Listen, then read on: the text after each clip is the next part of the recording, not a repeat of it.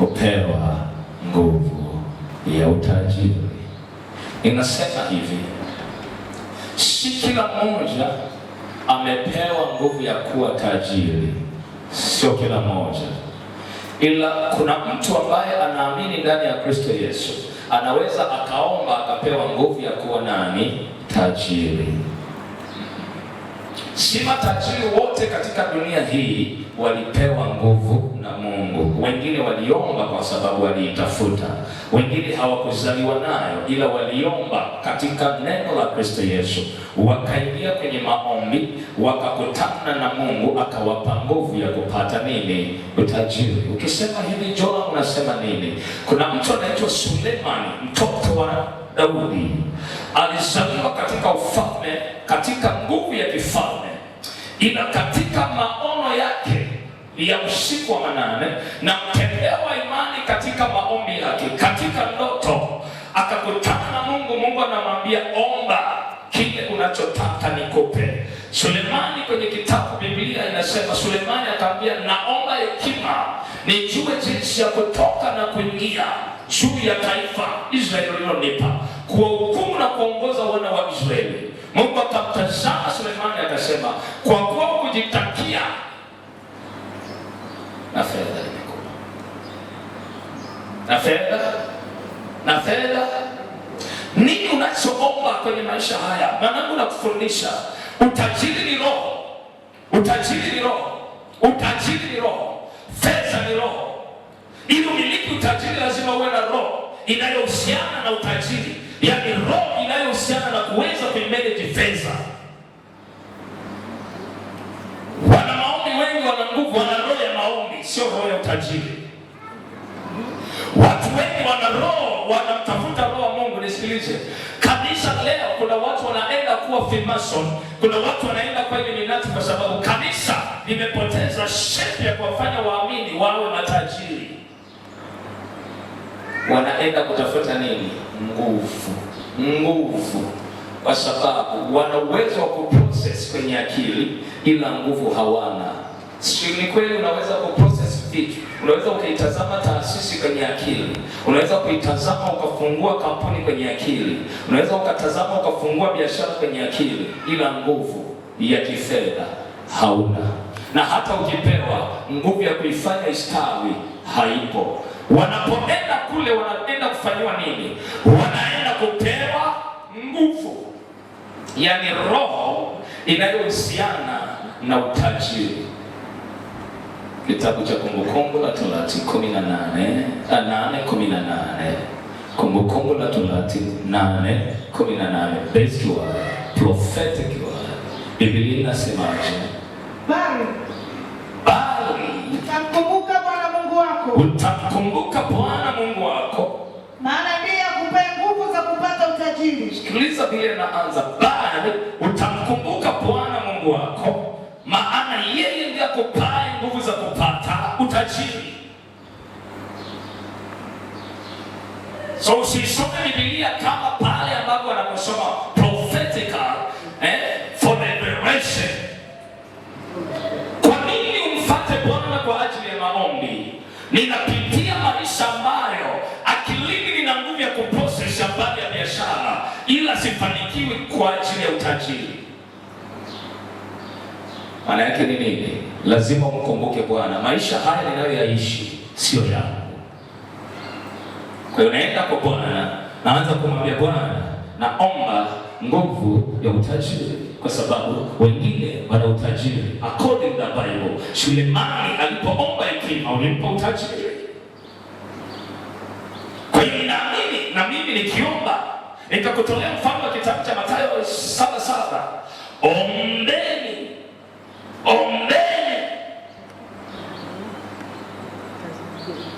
tafuteni, bisheni. Kiwango cha kumpata Mungu ni ufunuo. Mungu ni roho, shetani ni roho, majini ni roho, mapepo ni roho, malaika ni roho. Ombeni nanyi mtapewa. Mathayo 7:7 anasema, unaomba nini kwenye maisha? Acha kuwa kama Mkristo tu hohe hahe asiyejua, yani ni muamini kama kondoo. Uko kwenye dini for purpose, uko kwenye wokovu kwa kusudi la kimbingu. Kutolewa wapi? Kwenye giza na kuhamishwa. Kutolewa kwenye nguvu za giza na kuhamishwa, uhamishwa kwenye giza mpaka maisha.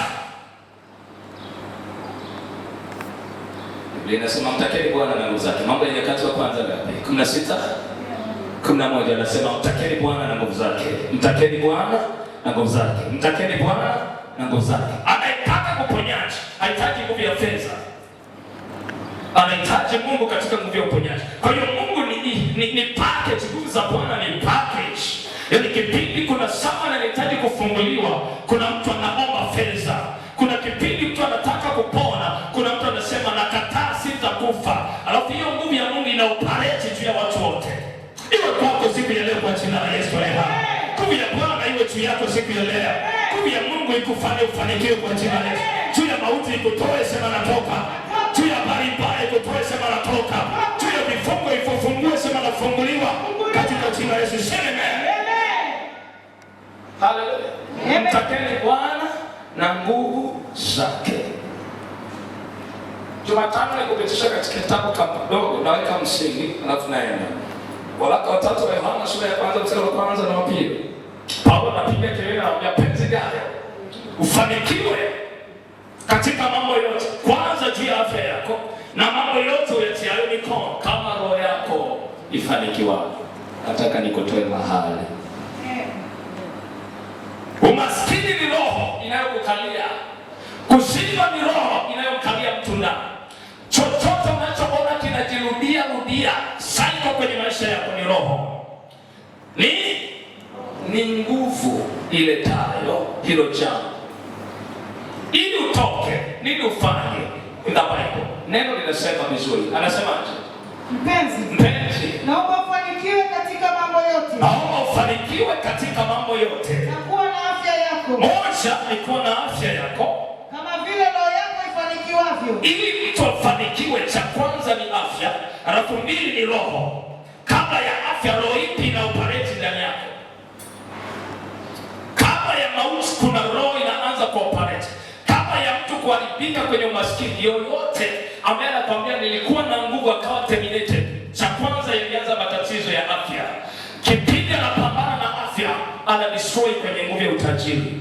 Kama unabisha jichunguze, si ulikuwa na nguvu ya utajiri, kilianza nini? Afya ikaanza kuharibika. Maana hapo ndiko nguvu ya uharibifu ilipo. Mauti ni nguvu, kaburi ni nguvu. Kaburi ni nguvu. Mauti na kaburi ni nguvu. Kwa nini watu wanafungwa makaburini? Ni nguvu ilinuayo roho ya mauti. Kabla ya mtu kufa kunaanza uharibifu. Kuna mtu anakufa bahati mbaya, ukigoma utavunjika ndio ufe. Ukiuma utauma ndio ufe. Kwanza zinaanza kwa mimi waga na kama hali fulani huwa nawaambia hivi. Yaani ni watu wamekosa maarifa. Kama mimi ni ndugu yangu sitoi hela kwa sababu naona kabisa mauti inampeleka huyu. Alafu naomba lete milioni 3 tumuingize kwenye vipimo. Mtu anaenda kwenye mauti, mimi nitoe milioni 3. Kabisa mimi sitoi. Hii roho yangu tu ufahamu kwa sababu roho yangu imefanikiwa. Ila kwa sababu watu roho zao hazifanyi. Kuna mtu unajua kabisa step aliyofikia achomoki. Afanyaje? Alafu unaharibu fedha.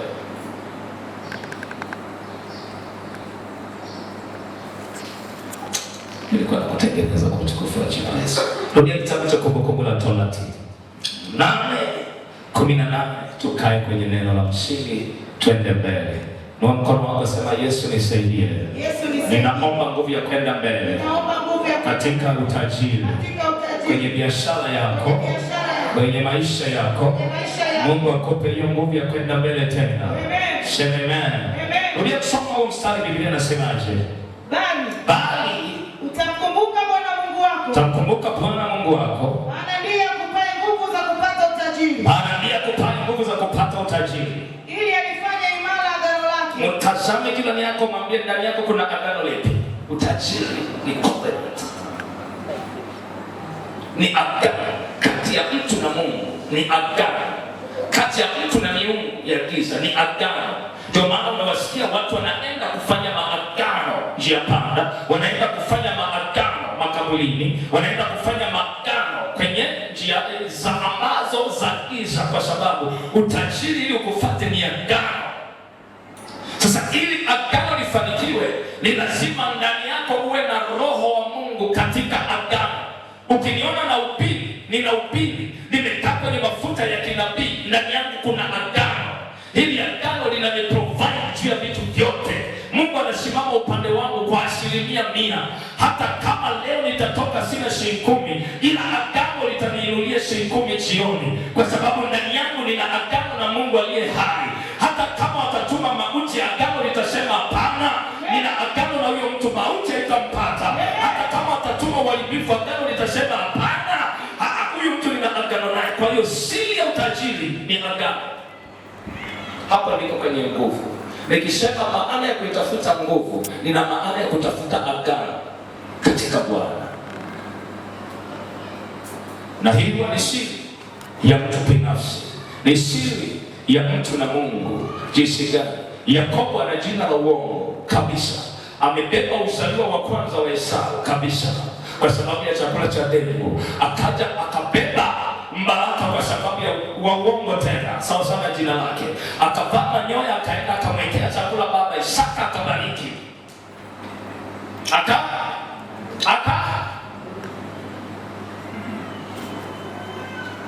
Anatoka akiwa na baraka za baba, ila agano hana.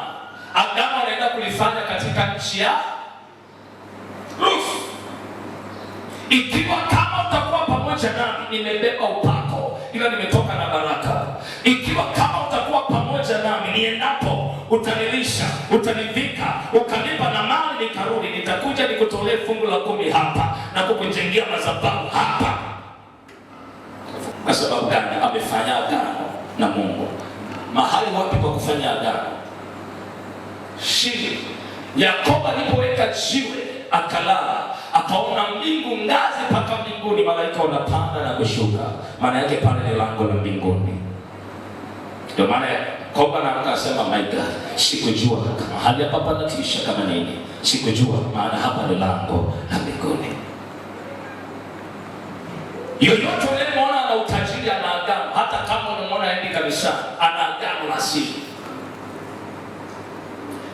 Hakuna mtu mwenye utajiri asiyekuwa na agano la kiroho. Ana Mungu wake anayemwabudu katika roho na kweli, akitetemeka, akitoa zaka, akitoa sadaka, akitoa kafara kwa sababu ya agano.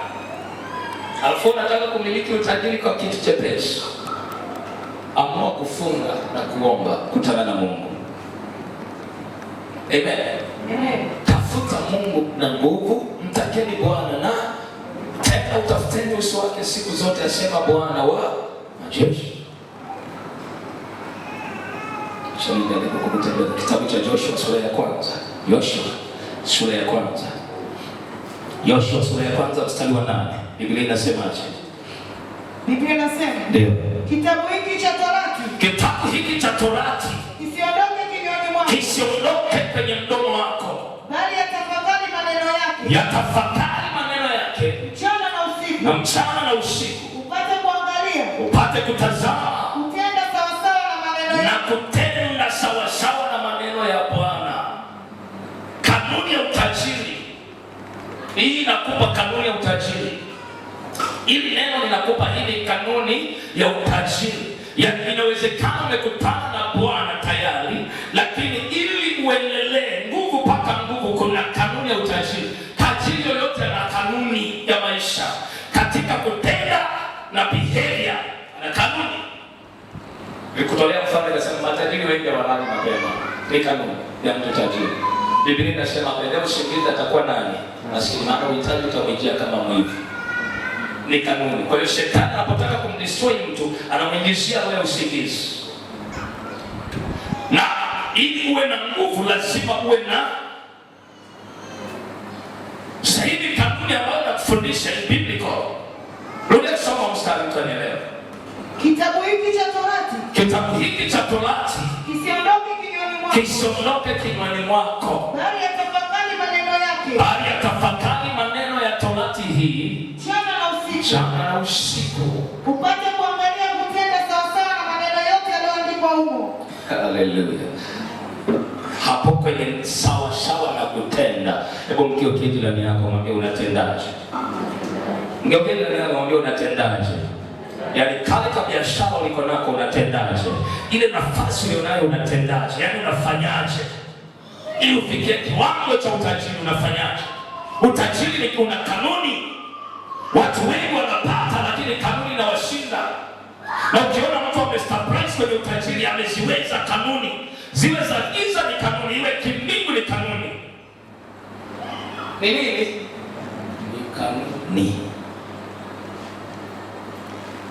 ya rohoni na ya mwilini.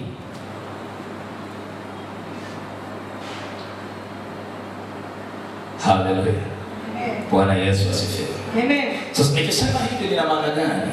Si kwamba watu hawana nguvu ya kuwa tajiri, ila wamepoteza kanuni ya kuwafanya wafikie kiwango cha utajiri. Ni kweli anaweza kuprocess mawazo mazuri, ni kweli anaweza akawa na mtaji mzuri wa milioni 2, milioni 3, milioni 4, milioni 5 mpaka 10. Ni kweli unaweza ukawa nayo, ila namna gani unatenda? Kitu ambacho ninakwambia, lazima ujiwekee kanuni za kufikia utajiri. Watu wangu, watu pasipo maono ukosa kujizuia. Si ni kweli? Watu pasipo maono ukosa kujizuia. Ni methali si ni kweli? Bunge ukijila yako mwambie una maono gani? Amekwambia? Amekwambia? Ni kitabu gani?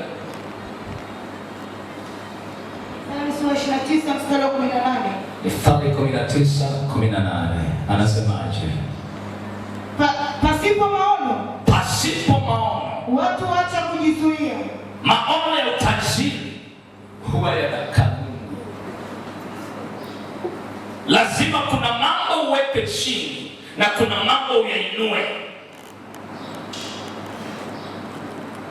Yaani priority zako ni zipi kufikia hatua za utajiri?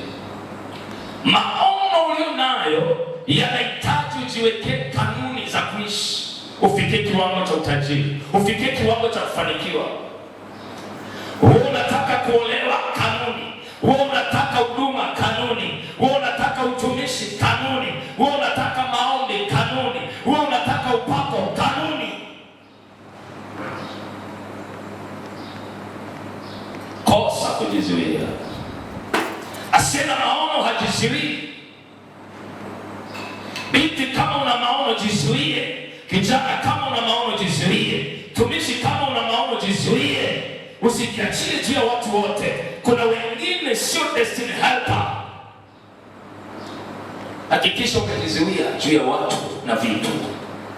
Duniani vizuri vingi sana. Mwili huu ni wa dunia hii, hauendi mbinguni kabisa. Kwa hiyo chochote kizuri kinachotembea kwenye hii dunia mwili inakitaka. Lakini Yesu anasemaje kupitia mtume wake? Roho ilazo, mwili ni dhaifu. Tena mwili unapingana na roho, na roho inapingana na mwili. Vitu hivi vinafarakana, wala havifanyi mapenzi ya Mungu. Mwili haufanyi mapenzi ya Mungu, ila roho inafanya mapenzi ya Mungu. Kama unataka kuamini, anza tu maombi. Kusema hivi, sijawahi kufunga masaa 12, anza kufunga. Usikie mwili unapopiga kelele. Masaa 12 tu. Funga masaa 12, waambie sasa nataka kwenda masaa 24. Usikie mwili unapopiga kelele. Na kipindi unafunga, kwanza unasaidika kwenye afya, 2 unalegeza vifungo ambavyo vimekukalia. Umeomba wewe, umetoa sadaka, geuza maombi. Nimetoa sadaka niolewe kimya. Nimetoa sadaka nifanikiwe kimya. Geuza maombi. Ndani kuna kifungo. Inahitaji maombi ya kufunga na kuomba. Kwa mara nyingi nawatolea mifano hapa kitabu cha Isaya 58:16 mpaka 12. na kutolea mfano. Somo aliyotaka Bwana ndio hii, maombi aliyotaka Bwana ndio hii, maombi ya kufunga na kuomba. Ndani yake yana nini? Yanarejesha afya iliyoibiwa, yanarejesha nguvu kama asubuhi. Utaomba, Bwana ataitika. So nguvu ya utajiri ipate ovyo ni agano. Na mkono wako sema Yesu nisaidie. Yesu nisaidie. Nipe neema ya kustawi tena. Katika jina la Yesu aliye hai. Sema amen. Kanuni ya pili ya kupata nguvu ya utajiri, kitabu cha Zaburi 5:12. Biblia inasema, yes. Kwa maana wewe utambariki mwenye haki. Maana wewe utambariki mwenye haki. Bwana utamzungushia radhi kama ngao. Utamzungushia radhi kama ngao. Sawa. Kanuni ya pili ya kufanikiwa katika Kristo Yesu ni kumpenda Mungu kwa moyo na kwa roho. Kwa moyo na kwa roho. Kwa moyo ni mambo ya mwilini, kwa roho ni vitu vya imani. Pende Bwana Mungu wako kwa roho yako yote na kwa moyo wako wote. Hii ndio amri ya kwanza. Mungu Yesu anakuja kuzigawa amri 10, anaweka amri 2. Maana zote ya kwanza mpaka ya 5 inahusiana na Mungu. Ya 6 mpaka ya 10 ni amri juu ya watu na watu. Juu ya watu na watu. Amri ya kwanza mpaka ya 5 ni mtu juu ya Mungu, watu juu ya Mungu. Ya 6 mpaka ya 10 ni watu juu ya watu. Usiibe, usizini, usiibe, usitamani. Ni watu, vitu vinavyohusiana na watu. Amri ya kwanza mpaka ya 5 ni Mungu na watu.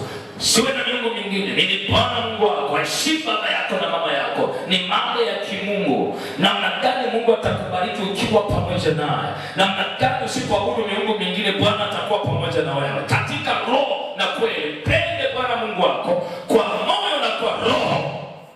Leo hii kuna watu wanampenda Mungu kwa roho ila sio kwa mioyo. Nimsikia kwa Biblia anaruka na watu. Nasema tu azaka. Timua, milango ameweka mingi wanaondoka. Acha nikuulize. Leo hii una nguvu ya mshahara, una nguvu ya fedha. Kipato chako fungu la 10 unatoa wapi? Kama serikali inaweka TRA kwa ajili ya kukulinda, si ndio? Zaka ni ulinzi kwa mwamini kwa Mungu. Ndio maana nasomaga kitabu cha Malaki sura ya 3 mstari wa 8, 9, 10, 11, 12. Hakuna neno lilishawahi kubadilika. Mambo yote yatapita, lakini Kristo Yesu na neno halitapita. Yesu anasema, sijaja kutangua torati, nimekuja kutimiliza torati na manabii waliopita. Nimekuja kufunga. Hakuna atakaye kuweko ila wote mimi ndio top. So nikisoma kitabu cha Malaki 8, ninaenda kwenye eneo la ulinzi wa. Kwa nini kazi yako kuna wakati mwingine hivi ukiiba zaka kuna majira bosi atakuinukia ile ya kuterminate, ila kwa sababu umekuwa mwaminifu wa zaka, mimi nakataa. Imenyooka inasema hivi, nitamkemea yeye alaye wala mharibifu hataribu mzabibu kabla ya wakati wake. Nami kwa ajili yenu watoa zaka, nami kwa ajili yenu nitamkemea yeye alaye wala mharibifu. Mnakaa mnafanya biashara ila hamjui watu wanavyoharibu kwa maneno na kwa uchawi. Lakini mtu anayetoa zaka nyumbani mwa Bwana ameweka ulinzi. Watatengeneza uongo wa kukuharibu, mimi na kutetea. Alafu unakuta bosi anasimama upande wako. Unasema niwezekanaje bosi kwa upande wangu? Bosi mimi imekuwa upande wako, sio bosi. Kuna mtu ameinuka amekopa, sio kwamba mtu ameinuka, mimi nimemuinua mtetezi. Nasema nitamkemea yeye alaye. Iba uone.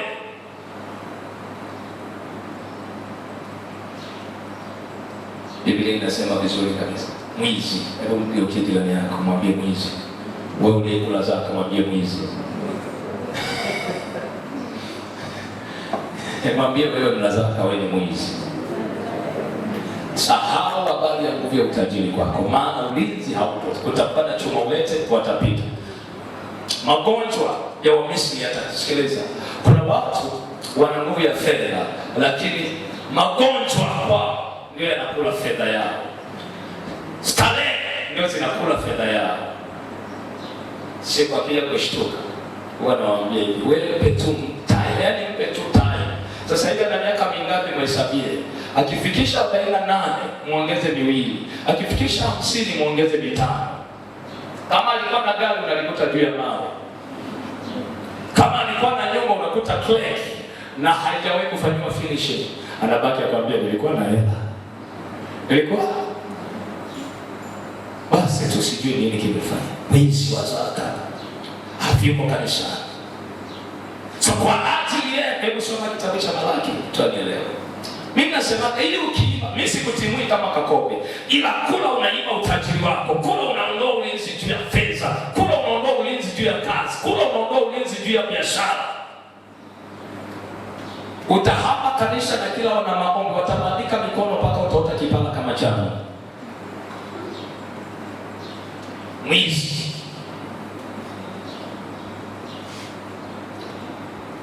Anasema Biblia inasema, je, mwanadamu atamwibia Mungu? Mwanadamu atamwibia Mungu. Lakini ninyi mnaniibia mimi. Lakini wale wa Komoro wanamwibia Mungu. Lakini ninyi mwasema. Alafu wale wa Komoro wanasema, tumekuibia kwa namna gani? Bwana tunatoa sadaka. Anasemaje? Mmeniibia zaka na dhabihu. Sio sadaka, zaka na dhabihu. Ninyi mmelaaniwa kwa laana. Sikiliza chumba cha kwanza. Mmelaaniwa wale wa Komoro, sio nyinyi watoto wa Eliolamu, sio ibada zaka. Haleluya.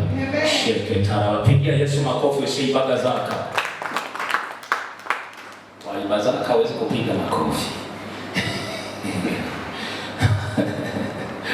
Wasio ibada zaka pigia Yesu makofi. Kwa ibada zaka hawezi kupiga. Wasio ibada pigia Yesu makofi. Haleluya. Lakini wa Komoro wamelaaniwa kwa laana. Sasa waga na kama anafundisha watu hivi, laana haikuharibu kesho. Watafute watu waliolaaniwa na wazazi, hawaharibiki kesho. Wanaweza wakafikiria, watafute watu waliolaaniwa na wake zao, hawaharibiki kesho. 17 years, 15 years kutana naye katika engo ya utu uzima, pale anaenda kumachua katika baraka, ndio laana inasimama. Nina uhakika ninakufundisha neno hili. Mungu akamwambia hivi, kazi dhambi na kuotea, lakini iko mlangoni ya kupasa uishi. Kazi ya laana huwa inaenda kukaa langoni katika baraka. Kipindi unataka kufanikiwa, laana inakutoa. Taka kuachiliwa, kuna neno lilisimama. Yes. Ndipo ambacho inafanya kazi. Sasa sikiliza, kwa ajili ya kuiba zaka, wa Komoro wamelaaniwa. Nyinyi mmebarikiwa, pigia Yesu makofi.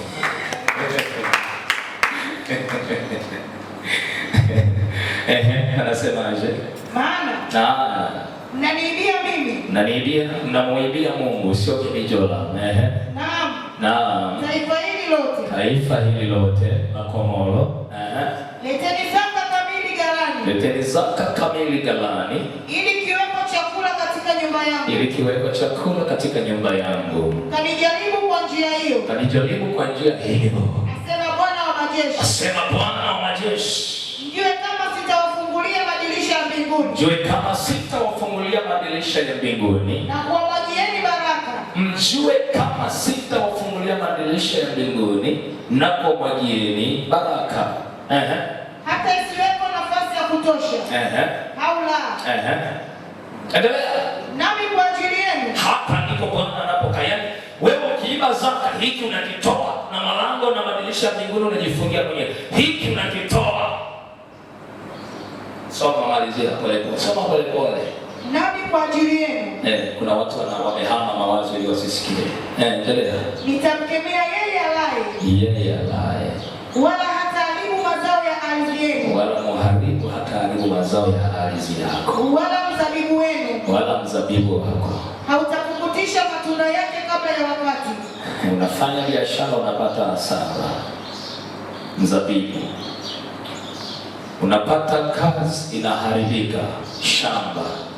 Lakini mtu anayetoa zaka kamili, Bwana ameweka mkono juu yake na madirisha ya mbinguni yako wazi juu yake. Mshahara ule anajenga, mshahara ule ananunua gari, mshahara ule anakula vizuri. Unafikiri ni nini? Ni mbingu iko upande wake. Alafu kuna sama fedha ile wiki haitoboi. Yaani mshahara akiupata, cha kwanza anapata ule ingia kwenye NMB ile unao transaction from NMB, mtoto hoi hospitali. Kwa sababu ipo, kwa sababu mtu anatembea na laana, huwa wana tabia kujimwamba fai. Ai, kwa nini? Kumbe umewekewa alaye. Ya unafanya unakiweza. Yaani unaharibika huko ukijua unakiweza. Kwamba peleka, yani hatutatumia bima, upeleka kwenye cash, peleka specialist na lipa cash, umewekewa alaye. Ile fedha kwa mwenye akili ingekaa kwenye akaunti zikakutana, akafanya jambo la maendeleo kwenye maisha. Unafikiri wanaofanya maendeleo wana pesa kamili zote? Wamekaa, wamejengea kwenye account, wamefungulia biashara kwenye account, wamewekeza kwa muda, kwa miaka. Mwaka wa kwanza, wa pili wanajenga, anapanga kujenga nyumba ya milioni 500, ila anajenga kwenye account. Amekuwa mwaminifu. Usije ukafikiri utapata, wewe hauko kwenye system. Ukasema nitamnyonga dola nichukue milioni 500. Una cheki yako ni account. Na ili uweze usiibe zaka, cheka, fungulia biashara kwenye account. Wewe fanya plani zako, tengeneza vision yako. Ukishapata mtaji ni milioni 300, anza kwenye account, weka kwenye account. Usifikiri watu wanafanya wanazo cash, walikuwa nazo cash. Walipokuwa mnaona wanafanya vingine, walikuwa na plani zingine. Walikuwa wafanya kazi wa sehemu nyingine, lakini wana plani za vitu vyao zingine. Kwa sivyo kafikiria alikurupuka tu asubuhi akasema naanzisha biashara yangu, aliwekeza kwenye akaunti huko akichanganyikiwa kwenye kazi ya wengine, akinyanyasika kwenye kazi ya kuajiriwa,